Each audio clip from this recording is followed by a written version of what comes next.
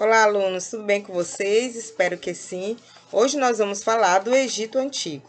Mas antes da gente começar a falar do Egito Antigo, vamos ver onde é que o Egito está localizado, tá?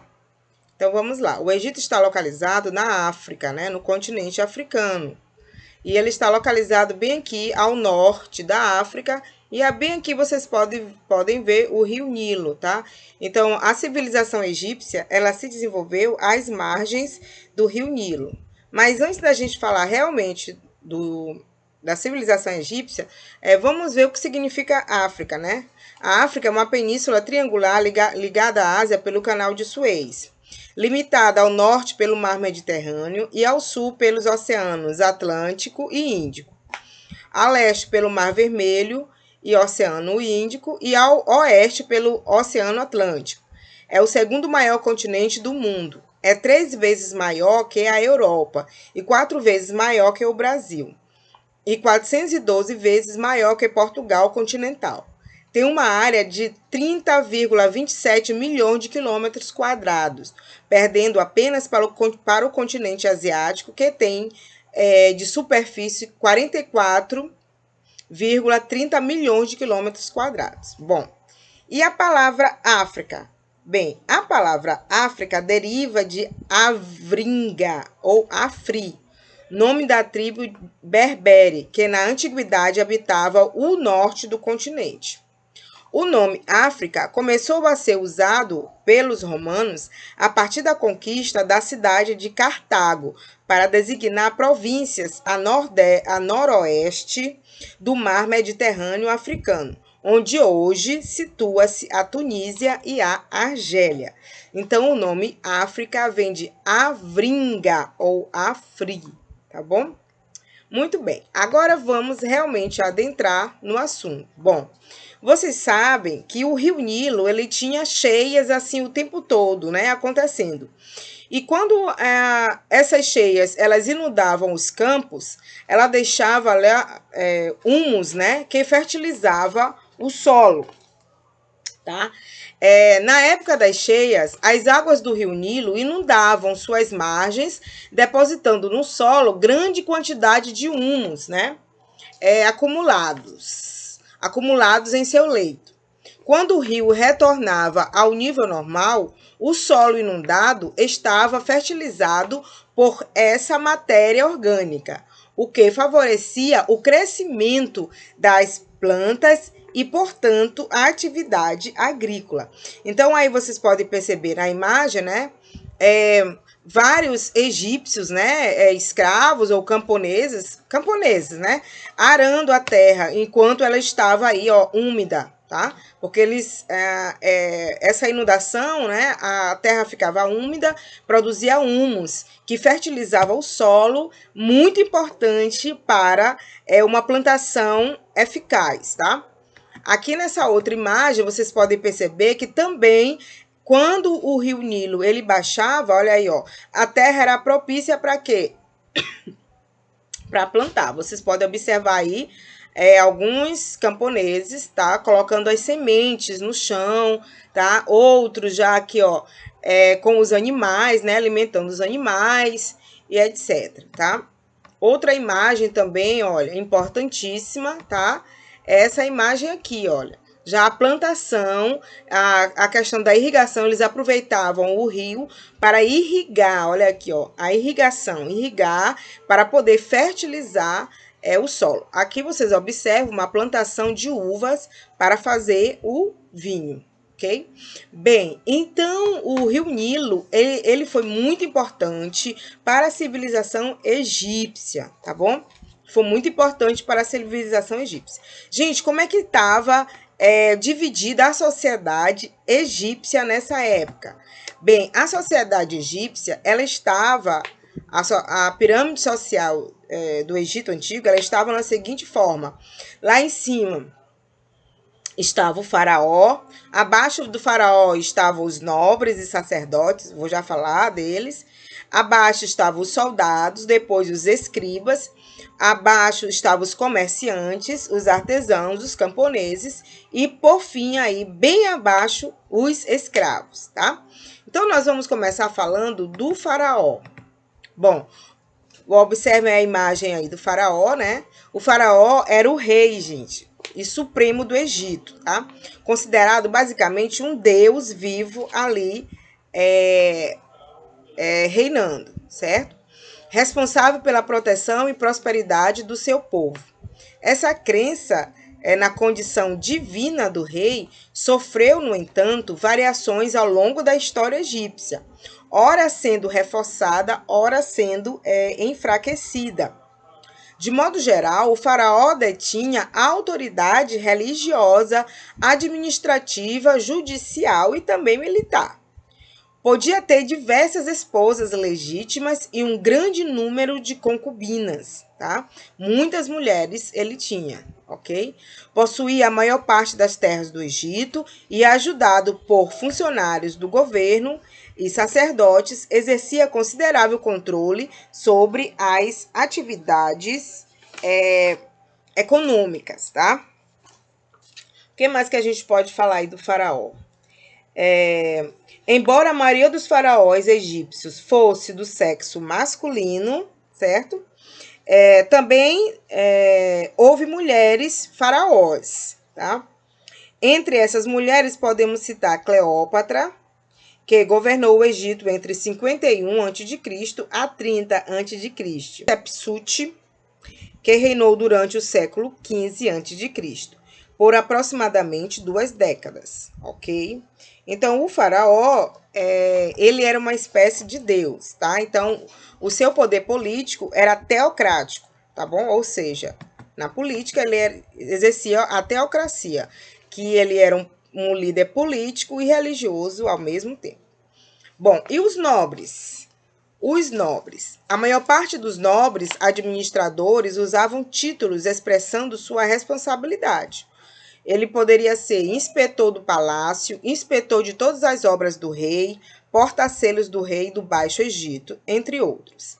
Este último título manifestava a autoridade de certos funcionários para dirigir os negócios longe do rei e da capital, certificando suas transações com a chancela real. Então, os nobres, eles tinham um lugar de privilégio dentro do palácio do faraó. Aqui vocês observam os nobres aí, do faraó, tá?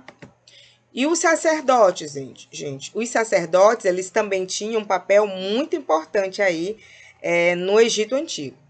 Os sacerdotes no Egito Antigo estavam na hierarquia social abaixo apenas do faraó. Dotados de enorme prestígio e poder, eram os sacerdotes os responsáveis pela religião e por variadas funções na administração do Império Egípcio, certo? Eram considerados sábios do Egito. Então, aqui vocês podem observar aí uma imagem, né, dos sacerdotes no Antigo Egito, tá? E os escribas. Bom, há casos de faraós que eram analfabetos e não dispensavam o serviço de eles não dispensavam o serviço de um escriba para deixar o seu nome registrado na história aí. Os escribas egípcios já dominavam outra tecnologia, como o papiro e as tintas, tá? Os escribas representavam uma classe de notório destaque no Egito Antigo. As civilizações eram os responsáveis pela arte da escrita. Cabia a eles registrar todos os acontecimentos do Império Egípcio, além de desenvolver outras funções tais como arquivista, copista, contador ou secretário. Esses funcionários do governo conheciam a escrita egípcia e tinham diferentes graus de prestígio e poder. Olha aí. Uma de suas funções era visitar as províncias e os campos para cobrar tributos e fiscalizar o serviço de construção de canais, diques, estradas, templos e pirâmides, ok? Então, o escriba, ele tinha um papel muito importante dentro da sociedade egípcia. Aqui vocês podem observar um escriba, né? Aqui os papiros. E como era feito os papiros? Gente, os papiros, eu não coloquei aqui, mas eu vou explicar. Os papiros eram feitos com uma planta que ela crescia ali às margens do rio Nilo, ok? O nome da planta era papiro. E o nome do papel, aí eles colocaram o nome do papel papiro, tá? Então, eles tiravam as fibras deste papiro, prensavam, colocavam no sol para secar, né? E faziam aí essa espécie de papel onde eles faziam os seus hieróglifos, tá? Que era a escrita egípcia, que eu vou falar dela também. Bem, e os camponeses, né? Bom, os camponeses, eles criavam animais como bois, asnos, carneiros, cabras, porcos, gansos, patos e, posteriormente, cavalos. No entanto, para a maioria da população, a carne era um alimento de luxo e os mais pobres só a consumiam em ocasiões especiais. Aqui na imagem vocês podem ver as tarefas aí dos camponeses, né? Atividades agropastoris eram complementadas pela pesca no Nilo, nos pântanos e nos canais. Observem aqui também na imagem que eles estão pescando, tá? Os camponeses viviam em aldeias e eram obrigados a entregar parte da colheita e do rebanho, como tributo aos moradores do palácio do faraó e aos sacerdotes dos templos. Então, os camponeses, gente, eles estavam num patamar aí muito baixo, tá? E além de morar aí nessas terras, eles tinham ainda que pagar tributos ao faraó e aos nobres, né? Os camponeses, que também eram chamados de felás, realizavam diversos tipos de trabalho. Bom, na agricultura, os principais produtos cultivados eram o trigo, para fazer o pão, a cevada, para fazer a cerveja, e o linho, para fazer tecidos. Dedicavam-se à plantação de legumes, verduras, uva para fazer o vinho e frutas variadas. Nos períodos em que diminuíam os trabalhos no campo, época, no caso, das cheias do rio Nilo, muitas vezes eles eram convocados para trabalhar compulsivamente em obras como a construção de palácios, templos e pirâmides, entre outros.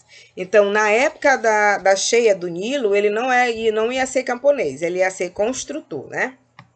Bem, e os artesãos, gente? Os artesãos, eles tinham também um papel de grande importância para a sociedade egípcia.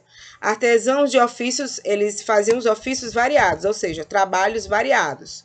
Aqui vocês podem observar eles trabalhando aí, né? Fazendo alguma coisa aí de madeira, tá? Bom, eles eram ferreiros, carpinteiros, barqueiros, tecelões, ceremistas, ourives, pedreiros e etc. Alguns artesãos se especializavam em trabalhos ligados ao sepultamento dos mortos. Eram os embalsamadores e os decoradores de túmulos. Eram pintores, escultores, metalúrgicos e etc. Não é? No Egito Antigo, havia artesãos de qualificações diferentes, tá?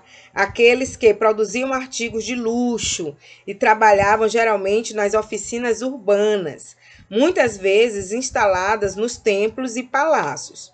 Confeccionavam peças de ourivesaria, ou seja, em ouro, vasos de alabastro e faiança, tecidos finos e etc.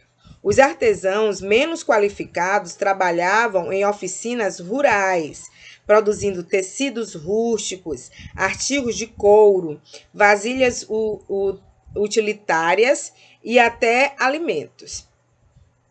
Muito bem. Então, os artesãos, eles também tinham um papel importante na sociedade egípcia. Eles fabricavam diversas coisas, né? Bom, e os escravos? Bom, os escravos formavam um grupo social numericamente pequeno diante do conjunto da população. Esse grupo era constituído, em sua origem, principalmente de prisioneiros de guerra. Trabalhavam em serviços variados, nas casas, nas pedreiras, nas minas e também nos campos, tá? Bem, gente, as condições de vida, né, dos escravos variavam de acordo com o tipo de atividade que eles exerciam. Há indícios que os escravos, os escravos domésticos viviam melhor do que os escravos das minas e das pedreiras, com certeza. Aqueles escravos que moravam dentro do palácio, eles comiam, se vestiam melhor do que aqueles que trabalhavam ali no sol, tá? O escravo egípcio era considerado uma pessoa e não uma mercadoria, desprovida de personalidade. Ele podia adquirir propriedades, testemunhar em tribunais e casar-se com pessoas livres. Talvez em razão dessas características, né, alguns egiptólogos considerem que não havia escravidão no Egito Antigo, no sentido clássico do termo, tá? Então aqui eles eram escravos, mas eles poderiam participar de várias coisas, né, dentro da sociedade egípcia, tá? Ser principalmente testemunhas em tribunais, né? Que era importante isso, tá? Muito bem. E a religião dos egípcios? Gente, a religião era politeísta. Eles eram politeístas. Aqui vocês podem observar algumas imagens de Ísis, Osíris e Horus. Ísis era casada com Osíris, que por sua vez era seu irmão, e Horus era o filho deles, tá? E segundo a lenda egípcia, né, a mitologia egípcia, a Sete, que era tio de Osíris, ele para ficar com o trono, matou Osíris, cortou Osíris em pedacinhos e jogou no rio Nilo. E Ísis, como tinha poderes mágicos, ela pegou todas as partes de Osíris, juntou todas as partes e ressuscitou Osíris. Eles se casaram e tiveram um filho Horus. Aqui vocês observam Anubis, que era o deus da morte, segundo a mitologia egípcia, né? Anubis, ele preparava este corpo para a vida após a morte, porque eles acreditavam muito na vida após a morte. Então, Anubis está preparando aqui um faraó e aqui atrás é toda a vida do faraó escrita em hieróglifo. E aqui são os vários deuses, né, do Egito Antigo, tá? Bom, os egípcios eram politeístas, como seus contemporâneos da Mesopotâmia. Bom, eles adoravam diversos deuses, que simbolizavam forças e fenômenos da natureza. Em geral, gente, essas divindades eram representadas com a forma de um animal, ou mesclando a forma de animal com humano, como vocês podem ver aqui, Horus, tá? Cada cidade costumava ter um deus principal para o qual se erguia um templo, né?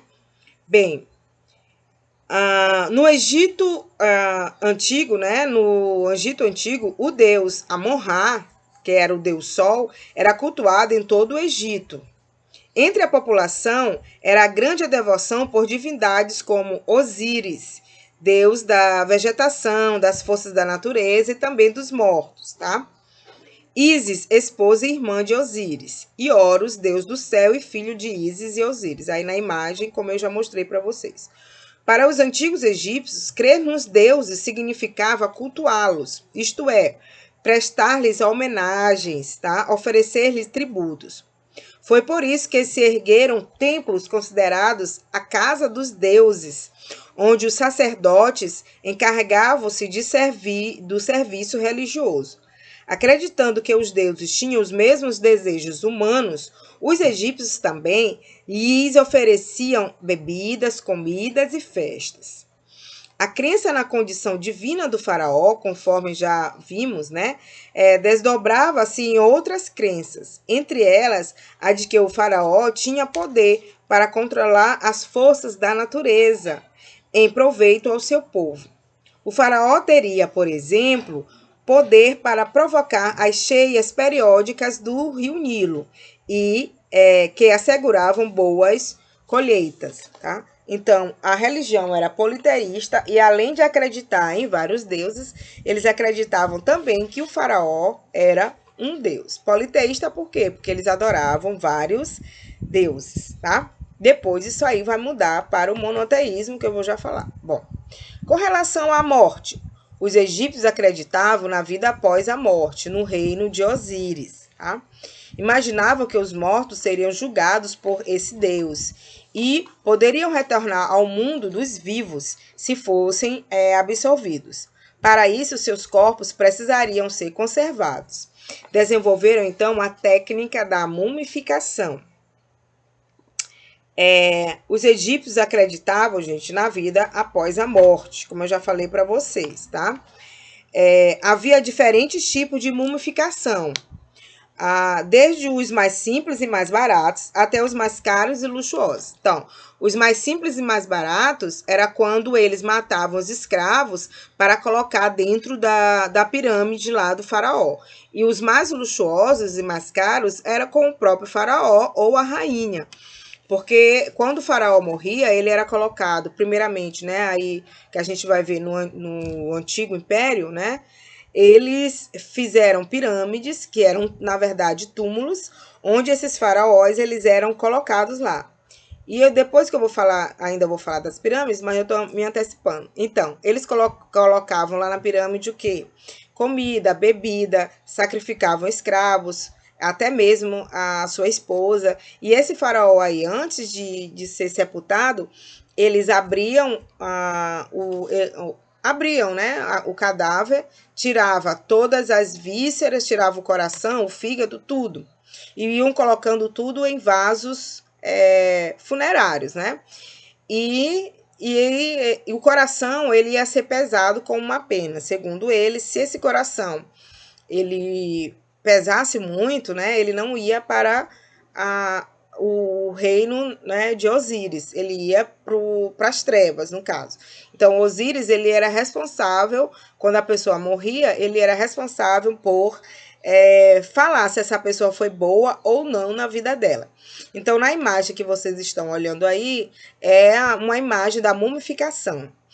Como eles acreditavam na vida após a morte, então eles tinham que conservar esse corpo, né? Conservar. Então, como é que eles faziam essa mumificação? Como eu falei, tirava todas as vísceras, o coração, tudo mais. Eles enchiam com ervas, né, aromáticas dentro dessa pessoa, banhavam com óleos e perfumes especiais. Depois eles colocavam esse corpo sal, bastante sal, para que a pele ela tirasse toda a água, entendeu? Ficasse mesmo seca. Depois disso, eles enrolavam em linho, né? Bandagens de linho, enrolando. E isso a gente está falando há milhões de anos antes de Cristo. E se vocês forem lá no Museu do Cairo, claro, virtual, vocês vão observar que ainda tem múmias, né? Perfeitamente, o rosto perfeito, assim. Por quê?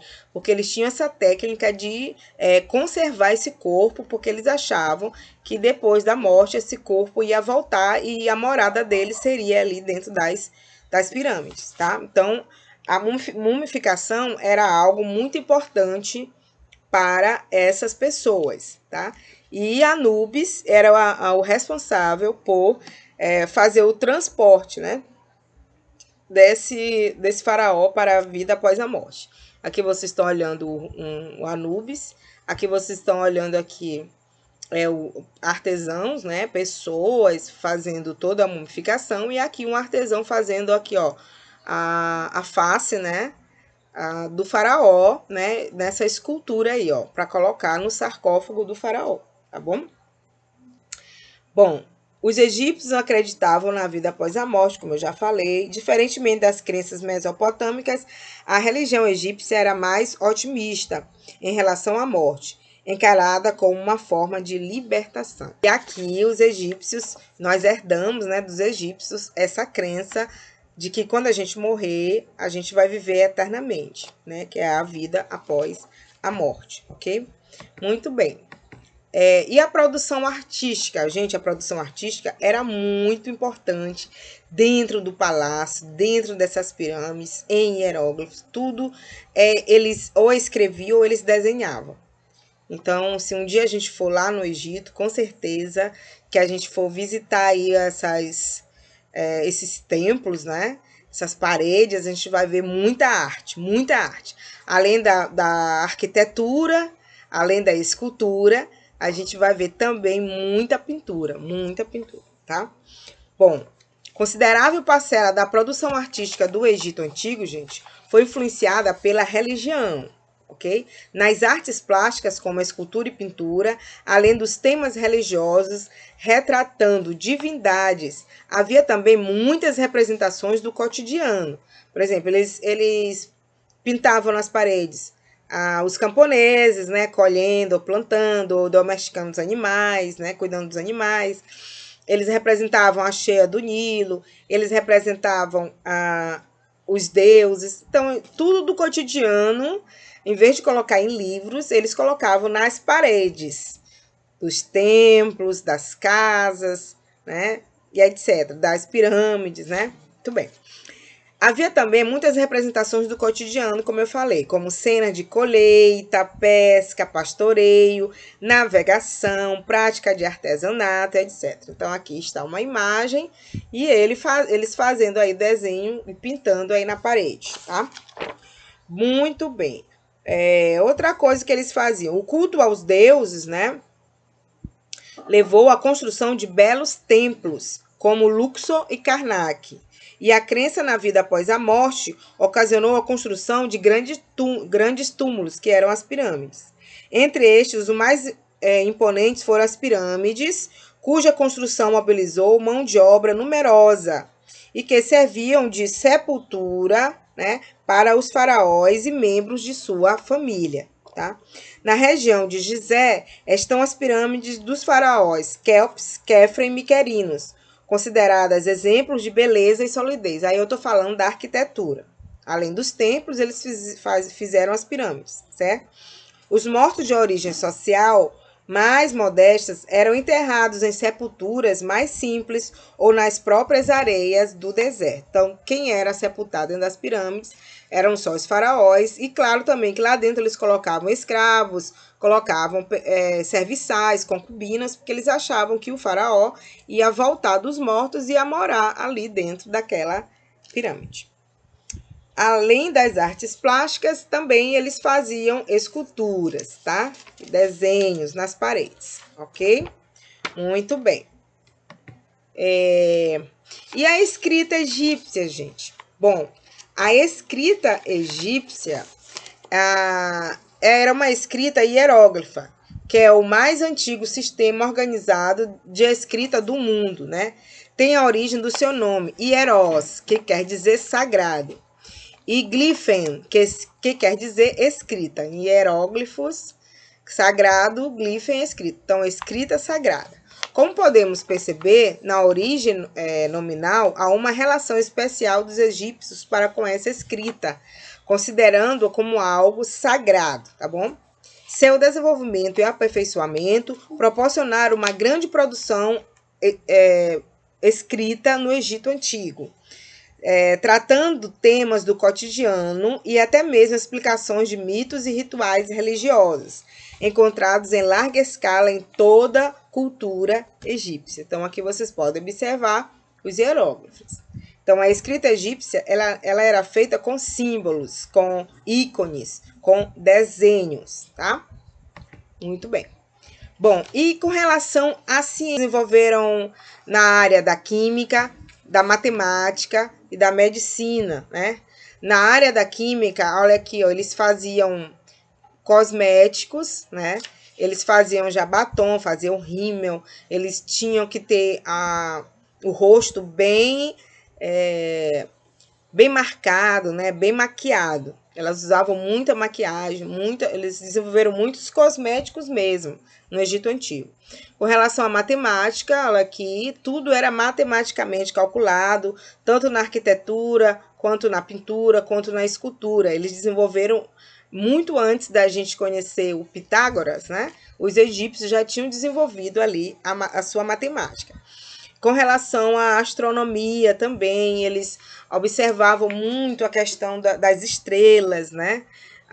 Tinham pessoas próprias para esse estudo lá no Egito Antigo. Tanto é que alguns documentários, né, aí no History, que a gente pode observar, que eles achavam que eles construíram as pirâmides homenageando, né, visando as estrelas, porque eles achavam que quando o faraó morria, ele ia alcançar os céus, né? Então tem ali toda essa questão aí da astronomia. Eles já conheciam realmente a questão das Três Marias, o Cruzeiro do Sul, e outras constelações, tá bom? E com relação à matemática também, ele já dominava a questão aí das figuras geométricas, tá? Da geometria, isso é muito importante. E com relação à medicina, eles desenvolveram um estudo muito grande, principalmente na área de anatomia. Tanto é que quando eles faziam lá a dissecação dos cadáveres, né? A autópsia, a necrópsia, né? Dos cadáveres, dos faraós, eles já entendiam ali de medicina, já sabiam muita coisa de medicina. Então, a medicina egípcia, ela era muito desenvolvida, ok? Muito bem. Agora, nós vamos adentrar mesmo na questão da história mesmo do Egito, né? Bem, a gente vai ver aí a questão do Baixo Egito e do Alto Egito. O Egito, como eu falei para vocês, o Egito ele se desenvolveu às margens do Rio Nilo. Aqui a gente pode observar o delta do Rio Nilo e essas cabanas, essas casas, essas aldeias, elas foram se desenvolvendo aí no Baixo Egito e no Alto Egito. A gente pensa que é ao contrário, né? O Alto Egito seria aqui, o Baixo aqui não. Aqui é Alto Egito para baixo e o Baixo Egito é aqui para cima, ok? Então vamos lá. Bom, Baixo e Alto Egito. Observem o mapa também, tá? Observem o mapa. As pirâmides elas estavam aqui no Baixo Egito, tá? Em Mênfis. Aqui nós temos zonas elevadas, tá? De amarelo bem forte. De azul, nós temos a zona fértil. O que é a zona fértil? Aqui está a margem direita e a margem esquerda do Rio Nilo. Aqui nós temos a capital da parte baixa. Nós temos Mênfis, a capital do Baixo Egito, e Tebas, a capital do Alto Egito. Aqui nós temos grandes templos, tá? Aqui em Tebas.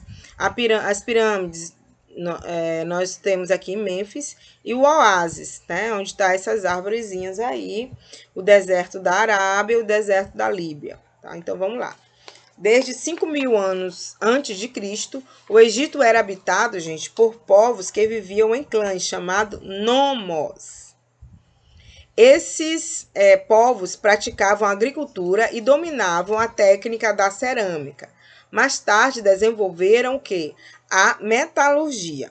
Provavelmente a necessidade de enfrentar problemas comuns, abrir canais de irrigação, construir diques, tá? Organizar a atividade agrícola, tudo isso eles aprenderam a fazer. Levou parte deles a se reunir em aldeias, tá? Esse processo de unificação das aldeias conseguiu formando cidades que também se reuniram e deram origem a dois reinos, o reino do Baixo Egito e o reino do Alto Egito. O Baixo Egito era situado ao norte da região mais próxima do mar Mediterrâneo, onde o rio Nilo forma um grande delta de terras muito férteis. Então, aqui está o delta, por quê? Porque esse delta, que são esses braços do rio Nilo, ele vai desaguar no mar Mediterrâneo.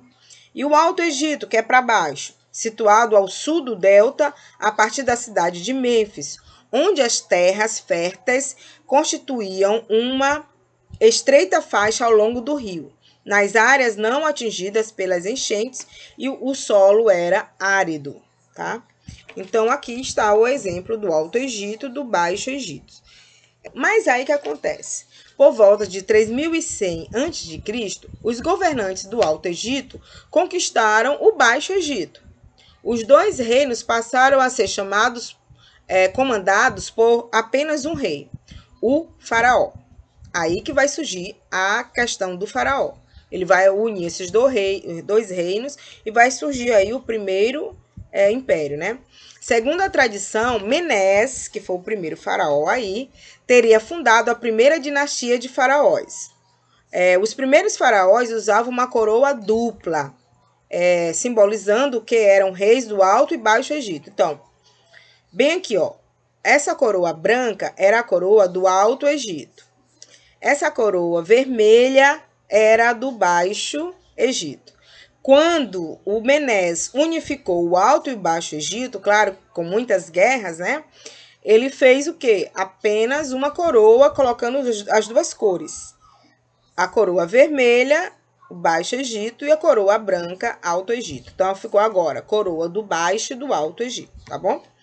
O faraó Menes possuía a coroa vermelha do Baixo Egito. Ao unificar seu reino com o Alto Egito, que era a coroa branca, criou o primeiro império do mundo, dando origem a um período dinástico.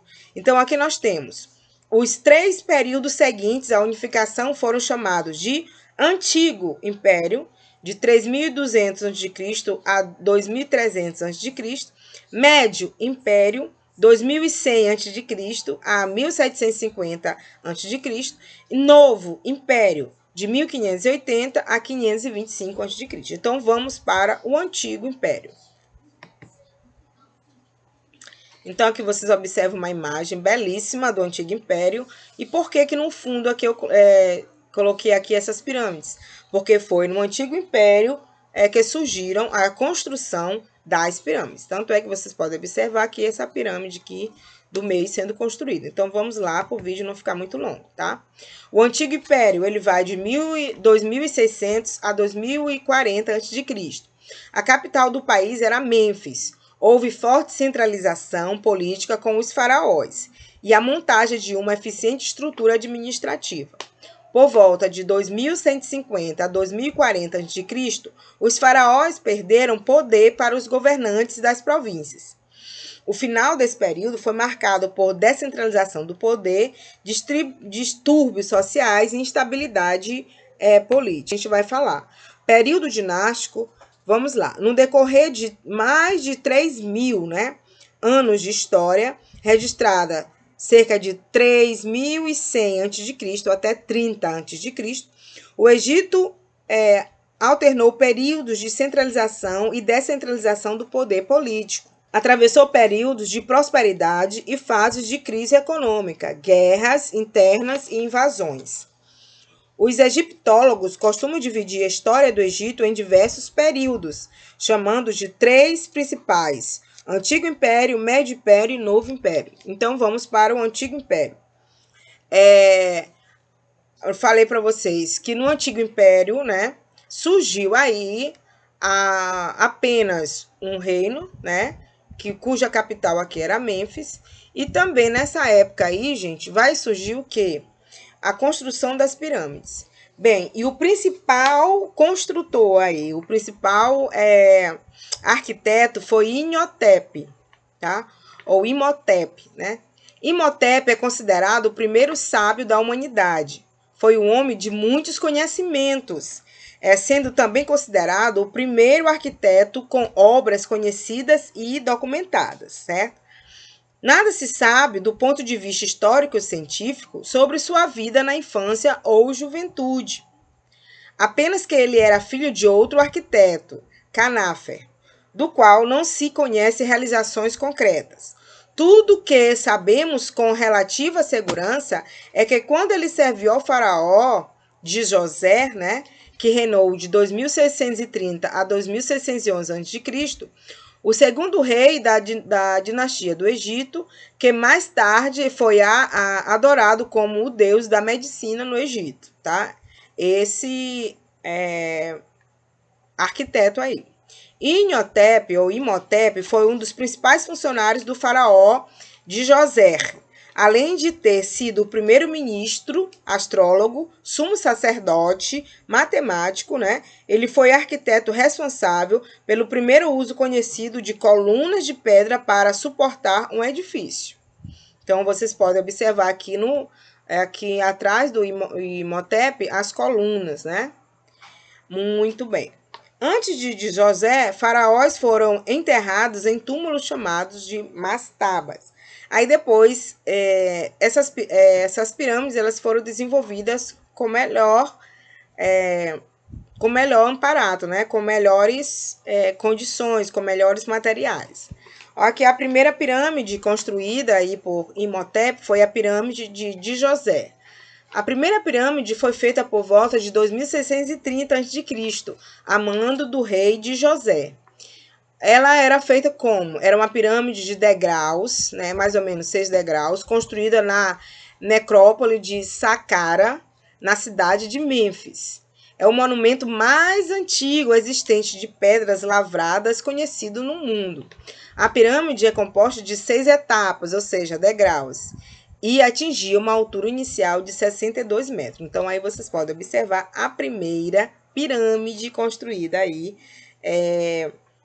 no reinado aí de José. Depois vieram várias outras dinastias e nós conhecemos hoje as pirâmides mais famosas do mundo, que é uma das 7 maravilhas do mundo antigo, né? Que é as pirâmides de Gizé, as pirâmides de Quefren, Quéops e Miquerinos. Então vamos falar delas. As pirâmides de Quefren, Quéops e Miquerinos. As 3 pirâmides mais importantes do Egito Antigo. As 3 pirâmides de Gizé mais importantes foram Quéops, Quefren e Miquerinos. Além dessas, há muitas outras pirâmides menores, tá? Quéops é conhecida também como a grande pirâmide de Gizé. Quéops é a maior pirâmide, além de ser considerada a mais importante. Possui uma altura de 140 metros de altura e 230 metros de base, 1 quilômetro de perímetro. Então, aqui nós temos a pirâmide de Quéops, que levava o nome do faraó, que quando ele estava em vida, o faraó começava a construir logo a sua pirâmide, que era a sua morada após a morte, tá? Depois veio a de Quefren. A pirâmide de Quefren é a segunda maior do Egito, ficando apenas atrás, né, da pirâmide de Quéops. Atualmente é a única das pirâmides que ainda conserva uma pequena parte do seu antigo revestimento de calcário branco, na parte superior. Então, nós temos a pirâmide de Quefren aí. Deixa eu voltar aqui. Então, a pirâmide de Quefren é essa aqui do meio. A Quéops é a que está atrás de Quefren e a Miquerinos é a que está na frente de Quefren, ok? Miquerinos. A pirâmide de Miquerinos é a maior do conjunto, mas também ela é muito interessante. Possui uma altura de 66 metros e sua base possui um pouco mais de 100 metros. Então, aqui vocês podem observar as pessoas, né, os trabalhadores aí construindo as pirâmides, carregando esses imensos blocos, tá? Muito bem. Como eram construídas essas pirâmides, né? Os principais materiais utilizados na construção das pirâmides eram o calcário, o granito, basalto, argamassa, tijolos de barro cozido. Como eles não possuíam ferramentas de ferro, usavam ferramentas de cobre e pedra cortada para recortar os blocos nas pedreiras, no caso, cortar os blocos nas pedreiras. Então, para remover os blocos para fora das pedreiras, eram utilizadas alavancas, tá? Também não se sabe ao certo como os blocos de pedra de 2,5 toneladas, né? 2,5 toneladas, né, foram transportados das pedreiras até o local da construção.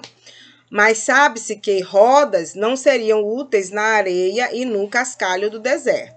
Logo, admite-se que eles usavam o quê? Trenós de madeira e cordas que iam puxando as pedras até chegar num local determinado. Eles conectavam os trenós ao bloco e cerca de 8 homens os rolavam ao longo do caminho. O rio Nilo também era bem utilizado para os transportes dos blocos, como vocês podem ver bem aqui nessa imagem, né? Aqui o rio Nilo, e eles colocavam os blocos de pedra aqui nas barcaças e levavam. Historiadores estimam que cerca de 300 pedras eram assentadas por dia durante a construção de uma pirâmide, ok? Para isso, estudos levavam a crer que foram utilizadas rampas que poderiam ser longas e retas, perpendiculares às laterais ou circulares ao centro. Então, eles utilizavam rampas, ó, bem aqui, ó, para rolar essas pedras até chegar nas pirâmides, certo? Ou algo mais também sobre as pirâmides. Quem arquitetou a primeira pirâmide, eu já falei para vocês que foi o Imhotep, tá bom? Mas afinal, para que serviu as pirâmides do Egito? As grandiosas estruturas feitas de pedra calcária serviam para quê? Para guardar os corpos dos faraós, que na época eram considerados pela civilização egípcia como sendo a personificação da divindade, escolhidos a dedo para serem mediadores entre os humanos e os deuses egípcios. Não à toa que após a morte física, os egípcios acreditavam que o espírito do faraó, conhecido como Ka, permanecia no corpo e, por sua vez, necessitava de cuidados especiais. Daí o motivo dos cadáveres serem mumificados, porque eles achavam que eles iam viver ali eternamente, ok? Muito bem. Sendo assim, durante as etapas de mumificação, todo o corpo do faraó era tratado com óleos e cuidadosamente envoltos por faixa, com o objetivo de que não sofressem com o desgaste do tempo dentro das pirâmides lá do Egito. Além disso, o faraó era enterrado com tudo o que necessitava, depois da morte, como alimentos, tesouros e até móveis. Familiares, sacerdotes e até altos funcionários também eram sepultados juntos ao faraó nas pirâmides do Egito. Muito bem. Aí aqui tem mais imagens das construções das pirâmides. Então, olha aí, ó. Eram várias etapas, né? Eles pegavam os blocos, né? Cortavam os blocos direitinho. Depois, esses escravos, né? Esses construtores iam colocando. Não tinha cimento, não tinha nada, gente. Eles iam colocando minuciosamente, encaixando, né? Pedra sobre pedra e também encaixando ao lado, para que ela ficasse ali encaixadinha para não cair, tá bom? Como era dentro das pirâmides. Então, vocês observam aí na imagem, né? Aqui dentro da pirâmide, a pirâmide era como se fosse o telhado. Em cima aqui da pirâmide era como se fosse o telhado. Aqui dentro da pirâmide tinha tudo, tá? Ficavam aqui, ó, sarcófagos. Eles desenhavam ali em hieróglifo toda a vida do faraó. Se ele foi um bom faraó, eles colocavam tudo de bom ali dentro dessa pirâmide, né? E aqui ficavam os sarcófagos, aqui embaixo eles colocavam escravos, né? Colocavam óleo, colocavam vinho, água, colocavam um monte de coisa ali dentro dessa pirâmide, porque eles achavam que que o faraó ia voltar e ia se alimentar, né? Ia ter seu banquete ali. Então, aqui nós temos um compartimento, câmara do rei, que era aqui, câmara da rainha, aqui embaixo, ó, rainha embaixo do rei. Aqui nós temos uma área de ventilação, aqui era a entrada, né? Poço e câmara subterrânea. Então, tinha uma estrutura bem bacana aí dentro dessas pirâmides. Bom, antes desse faraó ser sepultado dentro dessa pirâmide, como eu já falei para vocês, eles eram preparados, o corpo desse faraó era preparado, tá? Eles faziam a máscara mortuária, né, desse faraó para ser colocada no rosto dele. Então, ele era preparado para a vida após a morte. Aqui nós temos o deus Anubis, né? A máscara do deus Anubis. E aqui, ó, dentro já da pirâmide, eles colocavam incensos, perfumes, banhavam esse faraó, né, para a vida após a morte, para ficar lá dentro da pirâmide. E aqui, olha, eram sacrificados, ó, antes deles entrar nas pirâmides, eram sacrificados até aqui, ó, e a os pertences do faraó. E eram sacrificados pessoas, né, concubinas, escravas, para ajudar o faraó após a morte, tá bom? E aqui nós temos o deus Anubis pesando, né? O coração, aí é um coração de um faraó dentro de uma urna aí funerária, tá? e fazendo todo o ritual de passagem desse faraó para a vida após a morte, ok? Muito bem. Então, nesse império aí antigo, basicamente foi a questão da construção, tá? Da construção das pirâmides, tá? Vamos agora para o Império Médio. No Império Médio, também a gente vai ver aí umas brigas, né? O Império Médio ele vai de 2040 a 1550 a.C., tá? Representantes da nobreza de Tebas conseguiram reprimir as revoltas locais dos governantes das províncias. Os faraós recuperaram e centralizaram o poder, porque houve muita briga entre o Alto Egito e o Baixo Egito, houve muitas confusões aí, tá bom? Aí no Antigo Império. A região norte do país foi invadida pelos Ixos, aí vai ter uma briga com os Ixos aí. E detinham tecnologia militar superior dos egípcios. Utilizavam cavalo em carro de combate e arma de bronze. E foram os Ixos que introduziram os cavalos, né, no Egito Antigo. Permaneceram quase 2 séculos no Egito. Dizem que foi 30 anos de guerra, né, entre os egípcios e os Ixos, tá? Então, vamos aí para o Médio Império, tá? Representantes da nobreza de Tebas conseguiram reprimir as revoltas locais dos governantes das províncias, tá bom? Bom, a região do norte do país foi invadida aí pelos Ixos. Então, vamos olhar aqui os Ixos. Então, houve uma batalha aí muito grande, mais ou menos 30 anos, entre os egípcios e os Ixos, né? Porque os Ixos ficaram lá mesmo. Eles invadiram o Egito, tiraram todos os faraós, né, egípcios, colocaram faraós Ixos, representando aí o egípcio. Então, eles ficaram aí 30 anos, tá? Dominando essa parte norte aí do Egito, tá? E os faraós, eles tiveram que ficar aí reprimidos, né, no meio aí entre o norte e o sul, tá? Então, houve muita briga aí entre eles, ó, uma revolta muito grande entre os faraós, né, e os Ixos. E, finalmente, os egípcios, né, depois de 30 anos aí de domínio dos Ixos, os egípcios, eles conseguiram expulsar os Ixos, né, do Egito, certo? E então, depois de tudo isso, depois de muita morte, muita coisa, eles resolveram assinar um acordo de paz e dizendo que não houve vencedores, né? Que eles tinham que aceitar a paz ali entre eles. Só que aí os egípcios disseram que eles foram vencedores, os Ixos disseram que eles foram vencedores e ficaram aí nessa briga, né? Depois desse domínio de 30 anos dos Ixos e a derrota dos Ixos, a expulsão dos Ixos do Egito, começa uma outra fase, que é o Império Novo, né? É uma outra vida aí que vai acontecer já no final aí da civilização egípcia, né? Bom, esse novo império, o que é que vai acontecer nesse novo império? A nobreza, ele vai de 1550, né, até 1070 a.C. E vai surgir aí um faraó muito importante, que é o Akenaton, né?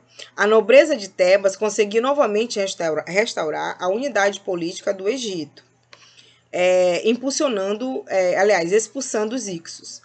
Época do apogeu econômico, né? Refinamento artístico e grande expansão militar do Egito. O faraó Akenaton assumiu e adotou um único Deus. Aqui vai ter outra história aí, porque ele vai unificar a questão do... Não vai ter mais politeísmo, ele vai existir apenas um único Deus aí, que é Akenaton. O faraó Akenaton assumiu e adotou um único Deus, que é Amon-Ra, né? Pela primeira vez na história, o Egito se via cultuando um Deus único. O faraó oferecia aos deuses, aos seus súditos, né, um único Deus.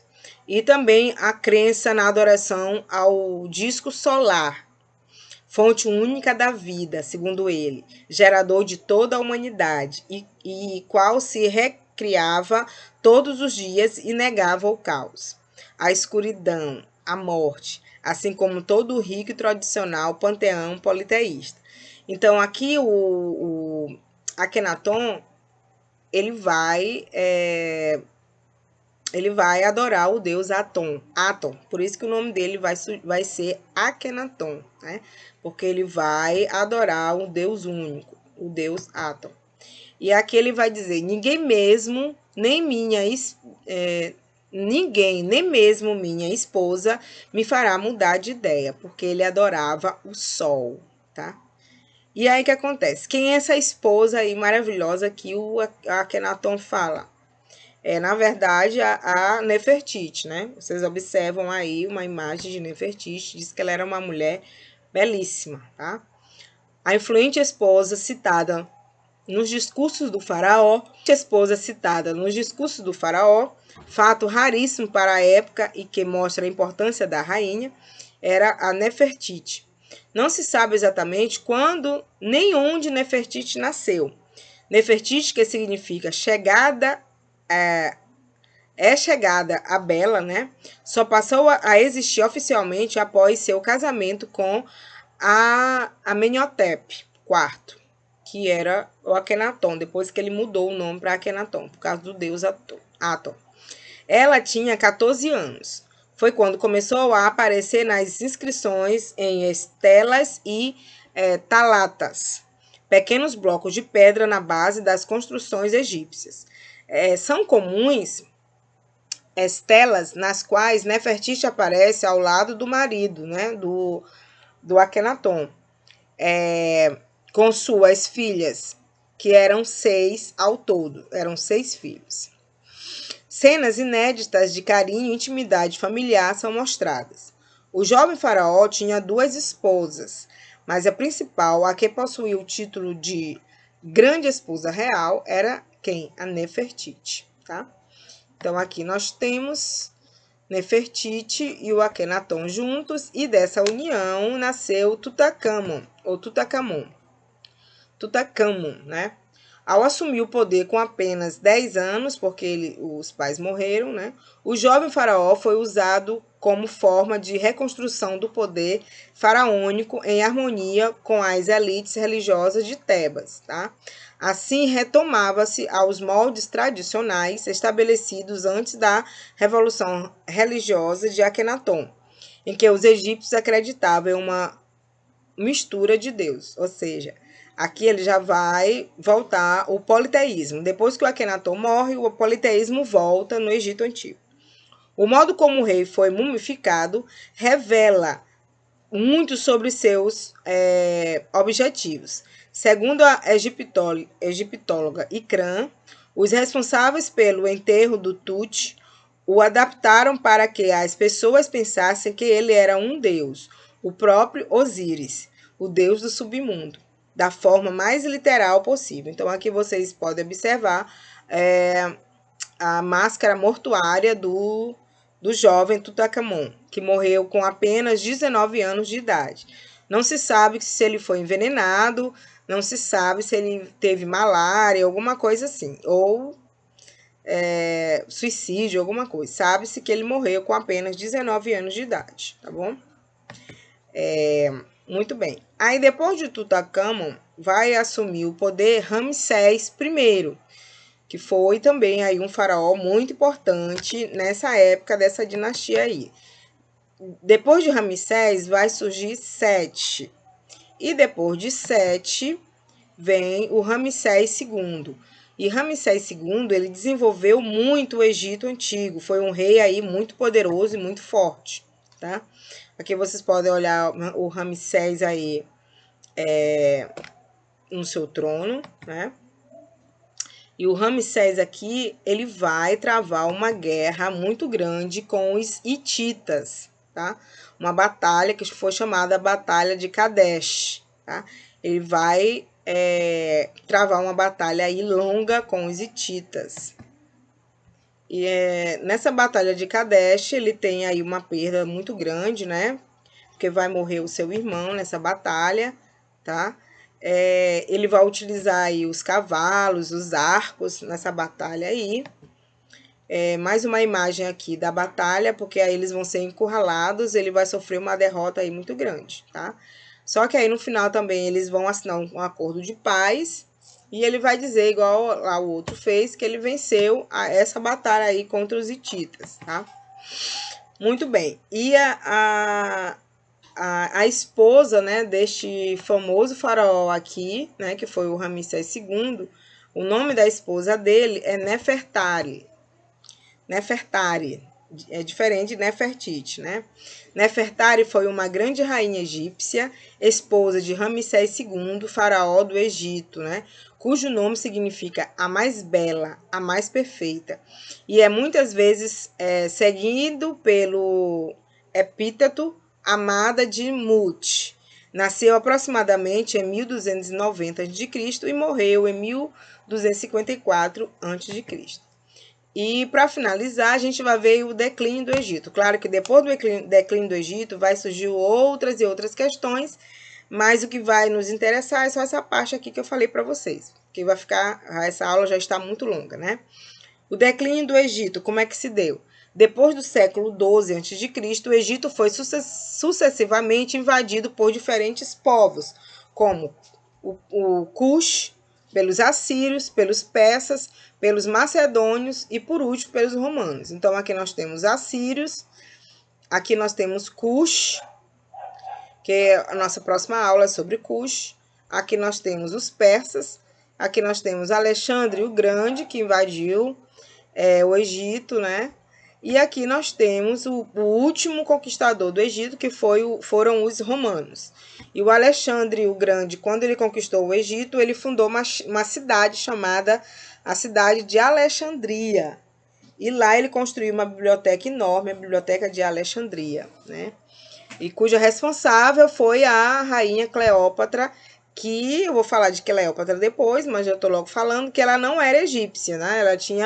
Ela era prima do Alexandre o Grande e ela tinha sangue macedônico. Ela não era egípcia, ok?